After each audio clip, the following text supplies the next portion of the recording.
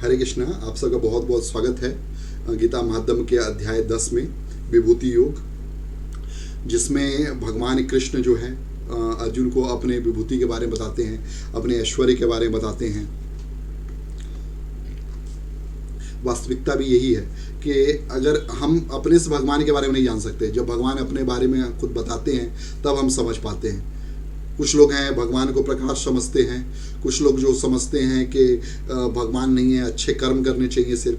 कुछ लोग समझते हैं कि अच्छा ज्ञान बस प्राप्त कर लेंगे या ज्ञान की प्राप्ति हो जाएगी तो हमको सब कुछ मिल जाएगा। कुछ लोग सिद्धियों को प्राप्त करना चाहते हैं। कुछ लोग समझते हैं कि भगवान परम ब्रह्म है लेकिन निरंकार है, लेकिन वास्तविक स्वरूप जो है भगवान भगवद गीता में बताते हैं अपना कि हे अर्जुन, मैं सारे लोक का जो है उद्भव स्थान हूँ, हाँ, और मैं ही सबका स्रोत हूँ। अहम आदिर ही देवानाम देवर्षि नाम च सर्वसा, देवताओं का, ऋषियों का, सबका स्रोत हूँ और मुझको तुम इसी प्रकार जानो। हाँ, और विशेष रूप से ये विभूति योग जो हम लोग कर रहे हैं, इसका पाठ कर रहे हैं, ये इसलिए जो है कोरोना के काल में, क्राइसिस में जो इतने लोग पीड़ित हैं उनके लिए गीता महात्म्य का पाठ हो रहा है। और मेरे बहुत सारे आत्मीय सज्जन हैं, मेरे पर्सनल लोग जो हैं इस कोरोना काल में गए हैं, उनके आत्मा की शांति के लिए भी मैं प्रार्थना करता हूँ भगवान कृष्ण से, क्योंकि भगवान कृष्ण जो है, आत्मा के स्वामी जो है भगवान कृष्ण ही हैं। और आत्मा को सद्गति देने के लिए मुकुंद भगवान जो है, मुक्ति ददाति इति मुकुंद, भगवान कृष्ण ही है जो मुक्ति प्रदान करते हैं। मुक्ति प्रदाता सर्वेषां विष्णु एक न संशयः। मुक्ति प्रदान करने वाले भगवान विष्णु हैं, भगवान कृष्ण है, राम है, और कोई नहीं है, कोई नहीं है, कोई नहीं है। तो ये विभूति योग है, इसका श्रवण करें और आपके जितने आसपास के लोग हैं उनको भी ये वीडियो शेयर करें। हमारे YouTube चैनल है, उसको भी आप उस पर भी जाकर के आप उसको लाइक कर सकते हैं, सब्सक्राइब कर सकते हैं। और उस पर भी हम गीता महात्म्य के 18 अध्याय जो हैं एक के बाद एक आते जाएंगे। अभी 9 अध्याय आ चुके हैं और ये 10वां अध्याय भी अपलोड हो चुका है, वहाँ पे आप सुन सकते हैं। और आने वाले समय में और भी अच्छे अच्छे वीडियोस हम डालेंगे YouTube पे और Facebook दोनों पे, तो कृपा करके आप सुनिए और उनको लाइक कीजिएगा। तो इसके साथ जो है गीता महात्म्य का अध्याय 10 हम लोग पढ़ते हैं। ये जो गीता महात्म्य जो है स्कंद पुराण से लिया गया, जिसमें भगवान शंकर माँ पार्वती जी को गीता का महात्म्य बताते हैं स्कंद पुराण के उत्तरखंड से, जिसके 175 से लेकर 192 अध्याय तक ये श्लोक हैं दिए हुए। और इसके साथ साथ जो है हम लोग सबसे पहले महात्म्य स्टार्ट करने से पहले हम लोग जो है मंगलाचरण करेंगे। छोटा सा मंगलाचरण करेंगे और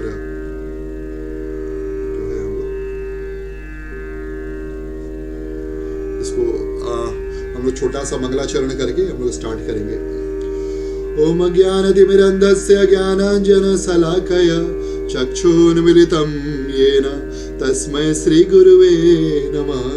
श्रीचैतन्यमनोभीष्टं स्थापितं येन भूतले स्वयं रूपकदा मह्यं ददाति स्वपदान्तिकम्।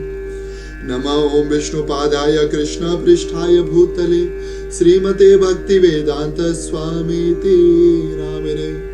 नमस्ते सारस्वते देवे गौरवाणी प्रचारिणे निर्विशेष शून्यवादी पाश्चात्य देश तारिणे। नमो महावदन्याय कृष्ण प्रेम प्रदायते कृष्णाय कृष्ण चैतन्य नामिने गौरत्विषे नमः।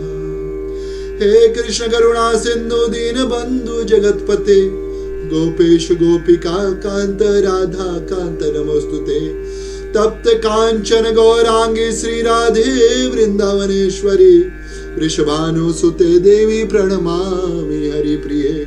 वाञ्छाकल्पतरुभ्यश्च कृपा सिन्धुभ्यैव च पतितानां पावनेभ्यो वैष्णवेभ्यो नमो नमः। जय श्री कृष्ण चैतन्य प्रभु नित्यानंद श्री अद्वैत गदाधार श्रीवासादि गौर भक्त वृंद। हरे कृष्णा कृष्णा कृष्ण हरे हरे, हरे राम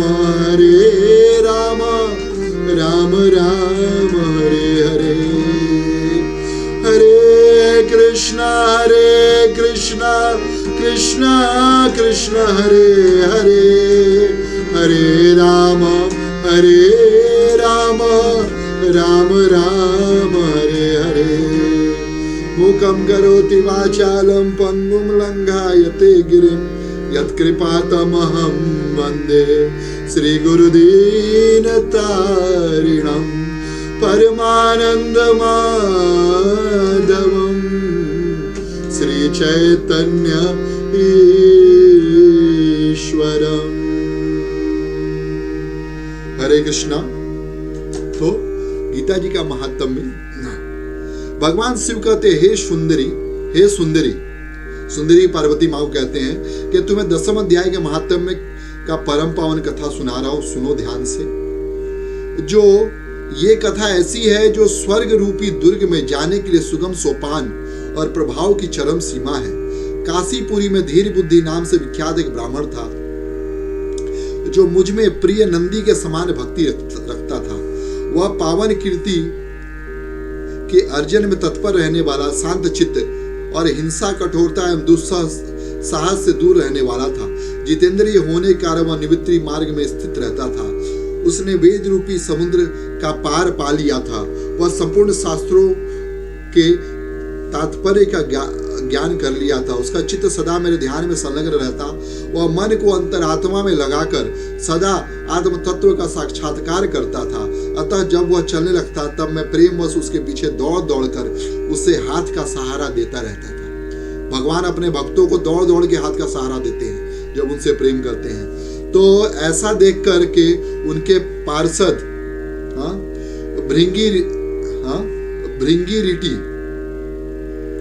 भृंगी रीटी ने पूछा, हे भगवान, इस प्रकार भला किसने आपका दर्शन किया होगा? या महात्मा ने कौन सा तप, होम, यज्ञ, दान किया है जो स्वयं आप ही पद पर इसे हाथ का सहारा देकर चलते हैं? तब यह प्रश्न सुनकर भगवान शिव जी ने जो है बहुत ही सुंदर कथा सुनाई। एक समय की बात है, कैलाश पर्वत के पीछे के भाग पे पूर्णांग वन के भीतर चंद्रमा की अमृतमयी किरणों से धुली हुई भूमि में एक वेदी का आश्रय लेकर मैं बैठा हुआ था। मेरे बैठने के क्षण भर बाद ही सहसा बड़े जोर की आंधी उठी और वहां के वृक्षों की शाखाएं नीचे ऊपर होकर आपस में टकराने लगी और बहुत सारी टहनियां टूटकर बिखर गईं। पर्वत की अविचल छाया भी हिलने लगी। इसके बाद वहां भयंकर सा धुआं, जोरदार आवाज हुई जिससे पर्वत के कंदराओं में प्रतिध्वनित होने लगी। तदंतर आकाश से कोई विशाल पक्षी उतरा जिसकी कांति काले मेघ के समान थी। वह कज्जल की राशि, अंधकार के समूह अथवा पंख कटे हुए काले पर्वत सा जान पड़ता था। पैरों से पृथ्वी का सहारा लेकर उस पक्षी ने मुझे प्रणाम किया और एक सुंदर नवीन कमल मेरे चरणों में रखकर स्पष्ट वाणी से स्तुति करना आरंभ किया। उसने बोला, हे देव, आपकी जय हो। आपकी चिदानंदमयी सुधा के सागर तथा जगत के पालक हो। सदा सद्भावना से युक्त एवं अनासक्ति के लहरों से उल्लसित हो। आपका वैभव कहीं अंत नहीं है। हे महादेव, साक्षात बृहस्पति भी आपकी स्तुति करने की धृष्टता नहीं कर सकते। सहस्त्र मुख वाले नागराज शेष में भी इतनी चतुरी नहीं है कि वे आपके गुणों का वर्णन कर सकें। फिर मेरी जैसी छोटी बुद्धि वाले पक्षी की विषाद ही क्या। उस पक्षी द्वारा किए गए स्तुति को सुनकर मैंने उससे पूछा, हे विहंगम, तुम कौन हो, कहां से आए हो? तुम्हारी आकृति तो हंस जैसी है परंतु रंग जो है कौवे जैसा है। तुम किस प्रयोजन को लेकर के आए हो, बताओ। तब पक्षीराज ने बताया कि हे देवेश, मुझे ब्रह्मा जी का हंस जानिए। धुरजटे, जिस कर्म से मेरे शरीर में इस समय कालिमा आ गई है उसे सुनिए। हे प्रभु, आप सर्वज्ञ हैं, आपसे तो कोई बात छिपी नहीं है, इसलिए फिर भी आप पूछते हैं तो मैं बताता हूँ। सौराष्ट्र सूरत नगर के पास एक सुंदर सरोवर है जिसमें कमल लहलहाते हैं। उसी में बाल चंद्रमा के टुकड़े जैसे श्वेत मृणालों के ग्रास लेकर मैं बड़ी तीव्र गति से आकाश में उड़ रहा था। उड़ते समय सहसा वहां पृथ्वी पर गिर पड़ा। जब होश में आया और गिरने का कोई कारण ना देखा तो मन ही मन सोचने लगा कि हे भगवान, यह मुझ पर क्या आन पड़ा है, मेरा पतन कैसे हुआ? हाँ?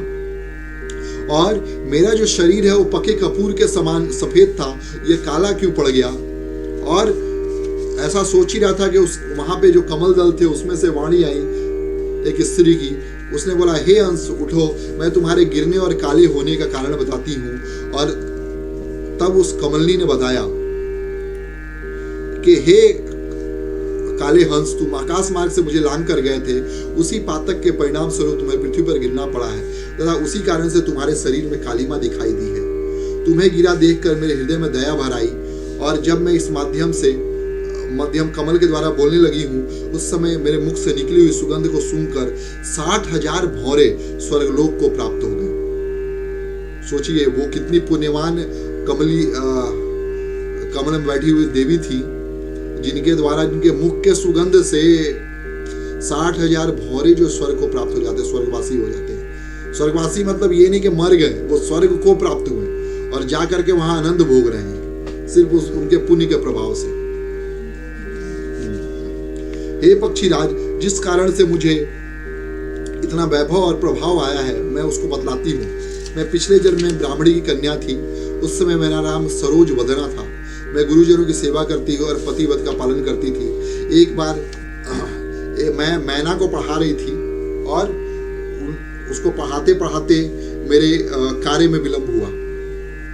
मेरे जो कार्य है उसमें विलंब हुआ और उसके चलते मेरे पति को क्रोध आ गया। उसने श्राप दे दिया कि हे दुष्टा, तू जो है मैना की देखभाल कर रही है, जा तू भी मैना हो जा। और मैं फिर अगले जन्म मैना हुई। लेकिन ऋषि मुनियों के प्रभाव से मैं जो है ऋषि मुनियों के प्रभाव से मैं उनके सानिध्य में रही और हमेशा जो है गीता जी के 10वें अध्याय का जो है पाठ किया और उसको सुना। और उसके प्रभाव से मैं जो है महात्म्य के प्रभाव से स्वर्गलोक को प्राप्त हुई और मेरा नाम पद्मावती था। और मैं पद्मलोचना अप्सरा जो है उसकी प्यारी सखी हुई। और एक समय की बात है, मैं इस जल सरोवर में जल क्रीड़ा कर रही थी। उस समय दुर्वासा ऋषि आए और उनको देखा तो मैं जो है कमल के समान बन गई। लेकिन दुर्वासा ऋषि की दृष्टि बहुत ही दिव्य थी। वो पहचान चुके थे मुझको और उन्होंने श्राप दे दिया कि तू इसी तरह से 100 वर्ष तक जो है कमल के रूप में रहेगी। और उनके प्रभाव से मैं तो कमल बन गई। लेकिन 10वें अध्याय के प्रभाव से जो मैं पाठ करती थी, मेरा जो है वाणी लुप्त नहीं हुई, मैं अभी भी बोल सकती हूँ। और इसी प्रकार तुम मुझे लांघने मात्र से तुम्हारा ये दशा हुई है। और आज मेरे श्राप की निवृत्ति हो रही है पक्षीराज, और तुमको ये ऐसी गति प्राप्त हुई है। लेकिन मैं तुम्हें बताती हूँ इसका उपाय क्या है। और उन्होंने जो है पद्मिनी जो अप्सरा थी, उन्होंने उनको 10वें अध्याय का पाठ दिया। और उस अध्याय का पाठ करते करते जो है वो पक्षीराज जो थे वो कैलाश गए और वहाँ शिव जी को प्रणाम करके उन्होंने शरीर त्याग दिया। और उसी के प्रभाव से जब उन्होंने अगला जन्म लिया तो वो इस ब्राह्मण के रूप में जन्म लिए। और बचपन से ही वो 10वें अध्याय का पाठ करते थे और उन्हें इतना पुण्य अर्जित कर लिया था कि उनके देखते ही चाहे व्यक्ति ब्रह्म हत्यारा हो या शराबी हो, व्यभिचारी हो, वो उनके देखने के प्रभाव मात्र से ही सारे पापों से मुक्त हो जाता है और इस प्रकार जो है पुण्य को प्राप्त करता है। और हम देखते हैं कि इस तरह से जो है भगवान 10वें अध्याय का जो पाठ करता है, शिव जी उसके पीछे हमेशा चलते हैं, भगवान की कृपा भी उन पर बनी रहती है। और यह 10वें अध्याय का महिमा जो है भगवान शिव जी ने इस प्रकार पार्वती जी को बताया। और ये भी कहते हैं शिव जी के नर हो या नारी हो अथवा कोई भी हो, 10वें अध्याय के श्रवण मात्र से सारे आश्रमों का पालन हो जाता है।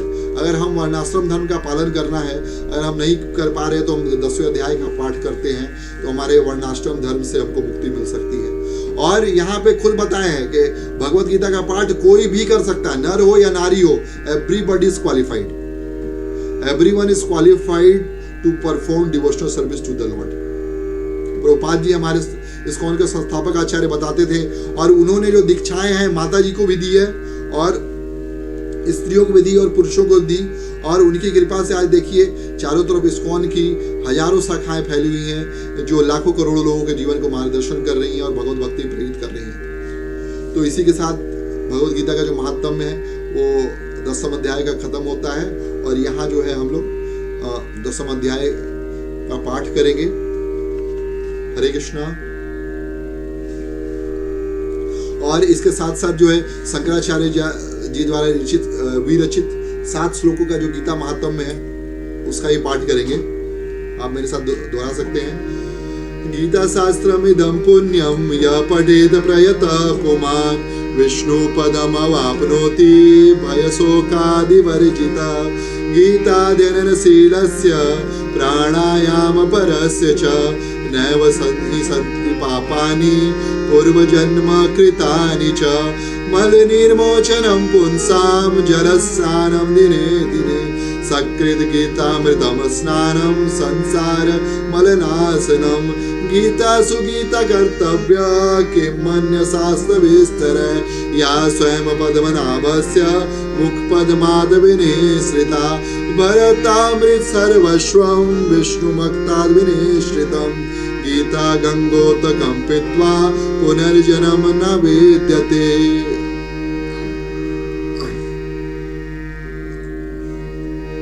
एको भरतामृत सर्वस्वं क्या सर्वोपनिषदो गावो दुग्धा गोपाल नंदना। पार्थवत्स सुधीर्भोक्ता दुग्धम गीतामृतं महत्। एको शास्त्रं देवकी पुत्र गीतम् एको देवो देवकी पुत्र एव। एको मंत्र त्रस्य नमानि यानि कर्मापि एकं तस्य देवस्य सेवा। क्षमा चाहता हूँ, थोड़ा सा 1-2 दिन हो गया था इसलिए भूल गया था मैं, माफी चाहता हूँ। और अब ओम श्री कृष्ण परमात्मने नमः। अथ श्री 10मो अध्यायः। श्री भगवान उवाच भूय एव महाबाहो शृणु मे परमं वच। यतेऽहं प्रियमाणाय वक्ष्यामि हितकाम्यया। न मे विदुः सुरगणा प्रभवं नाम हर्षया। अहम् आदिर्हि देवानां महर्षीणां च सर्वसा। यो मामजमनादिं च वेत्ति लोकमहेश्वरम्। असम्मूढं समर्थेषु सर्वपापैः समुच्यते। बुद्धिर्ज्ञानसम्मोहः क्षमा सत्यं दमः समः। सुखं दुःखं भवो भावो भयं चाभयमेव च। अहिंसा समता तुष्टि तपोदानं यशो यशः। भवन्ति भावभूतानां मत्त एव पृथग्विधा। महर्षयः 7 पूर्वे 4 मनवस्तथा। मद्भावा मनसा जाता येषां लोक इमाः प्रजा। एतां विभूतियोगं च मम यो वेत्ति तत्त्वतः।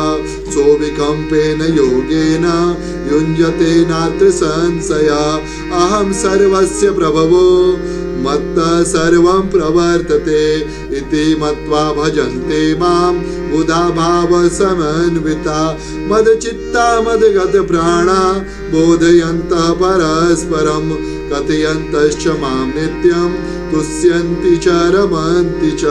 तेषां सततयुक्तानां भजतां प्रीतिपूर्वकं। ददामि बुद्धियोगं तं येन माम् उपयान्ति ते। तेषामेवानुकम्पार्थम् अहम् अज्ञानजं तमः नाशयामि आत्मभावस्थो ज्ञानदीपेन भास्वता। अर्जुन उवाच परं ब्रह्म परं धाम पवित्रं परमं भवाम्।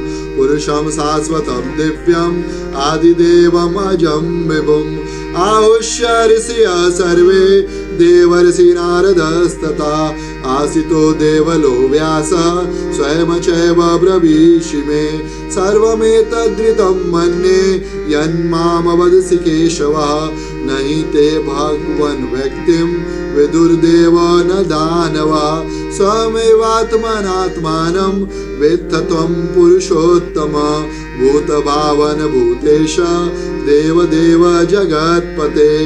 वक्तुमर्षशेषेण दिव्या हि आत्मविभूतया।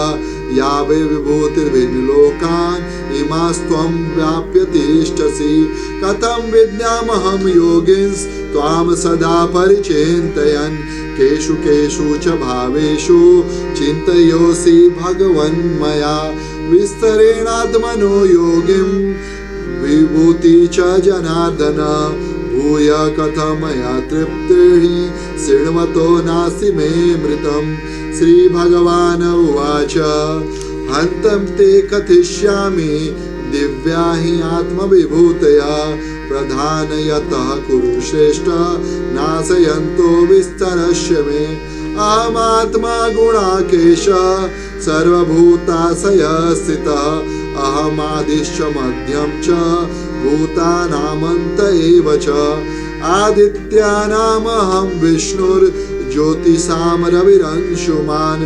मारुतिर्मारुतामस्मि नक्षत्राणामहं शशि वेदानां सामवेदोऽस्मि देवानामस्मि वासवः इन्द्रियाणां मनश्चास्मि भूतानामस्मि चेतना रुद्राणां शङ्करश्चास्मि वित्तेषो यक्षराक्षसां वशूनां पवकाचास्मि मेरुशिखरिणामहं पुरोधसां च मुख्यं च विद्धि पार्थ बृहस्पतिं सेनानीनामहं स्कन्दः सरसामस्मि सागरः महर्षीणां भृगुरहं गिरामस्यमेकक्षरम् यज्ञानां जप यज्ञोऽस्मि स्थावराणां हिमालय अश्वत्थः सर्ववृक्षाणां देवर्षीणां च नारद गन्धर्वाणां चित्ररथः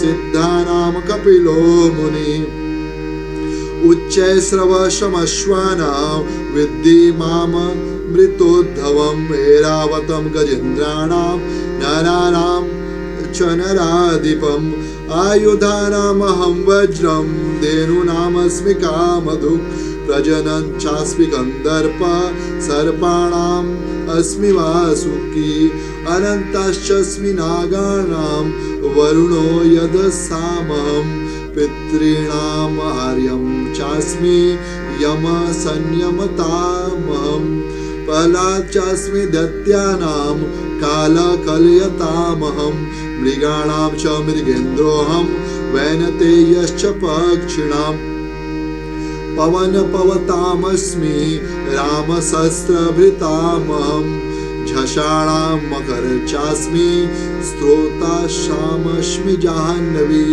सर्गाणाम् अधिरस्तश्च मध्यं चैवामर्जुन अध्यात्मविद्याविद्यानां वादप्रवदात्महम्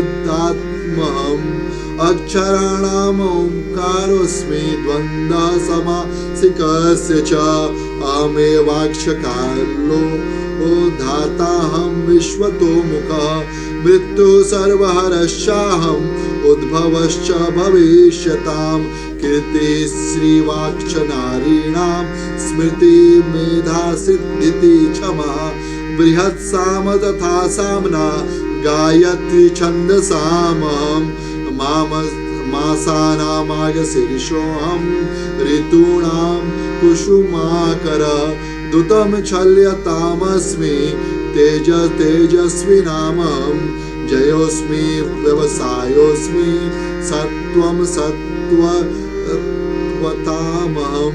वृष्णीनां वासुदेवोऽस्मि पाण्डवानां च धनञ्जय मुनीनामपि अहं व्यासः कवीनामुशना कवि दण्डो दमयतामस्मि नीतिरश्मि जिगीषतां मौनं चैवास्मि गुह्यानां ज्ञानं ज्ञानवतामहं यच्चापि सर्वभूतानां बीजं तदहम् अर्जुन तदस्ति विनयत्स्यान मया भूतं चराचरं नान्तोऽस्ति मम दिव्यानां विभूतीनां परन्तप एष तु द्वेषशततः प्रोक्ता विभूतिर्विशतरो मया यद् विभूतिमत्सत्त्वं श्रीमदूर्जितमेव वा तद् देवावगच्छत्वं मम तेजोशं अंश संभवम्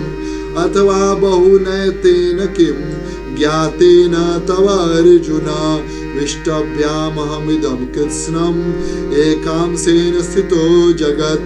ओम तत्सइति श्रीमद्भगवद्गीतासु उपनिषदसु ब्रह्म विद्यायां योग शास्त्रे श्री कृष्ण अर्जुन संवादे विभूतिना योगो नाम 10वाध्यायः।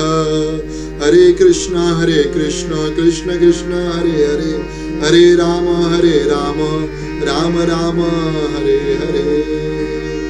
हरे कृष्ण। आप सबका बहुत बहुत धन्यवाद।